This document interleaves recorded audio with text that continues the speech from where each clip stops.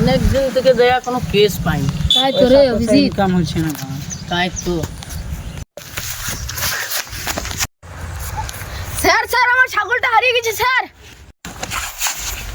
অত বড় বড় কেস তো আমার পকেটে ভরা থাকে। অত বড় বড় কেস তো আমার পকেটে ভরা থাকে।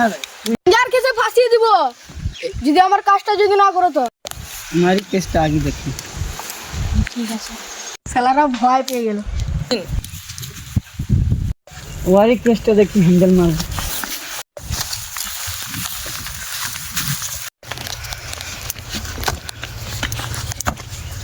বাঁচাবে। আরে বড় পড়ে গেলাম রে, উঠাবে। নিয়ে গেল স্যার উঠেন স্যার। ভালো আছে তো? হ্যাঁ হ্যাঁ। অভিজিৎ এই কেসটা কালকে হ্যান্ডেল মারবো, আজকে মজাটা হবে। A few moments later. মদ খাওয়ার পয়সা নেই বাড়া, ছাগল চুরি করে মদ।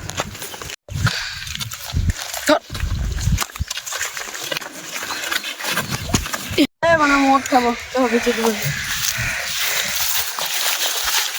A few moments later. Sir ও কেসটা বেলাকে ফোনটা করুন।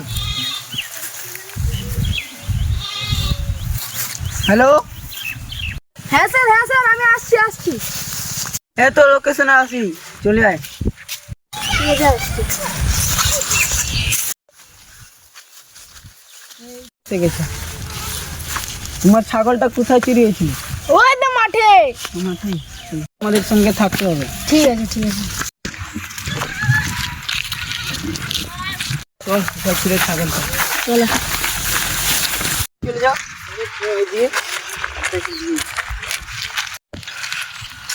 সেই সবুজ দেখতে পেয়েছি না। এই তো স্যার এই তো সবুজ স্যার। তুলে।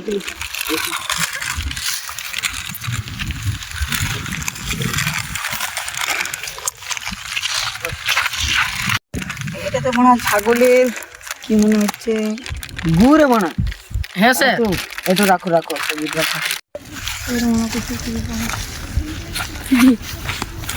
স্যার অভিজিৎ এখানে এসো। এটা তো কার কাছে দেখি। তুমি কি কাজ করো? আমি এখন সিআরিতে আছি। স্যার লোকেশনটা তো এখানেই বলছে। ও দেখি। ওই তো ধর। এই ধর আমার গামছা।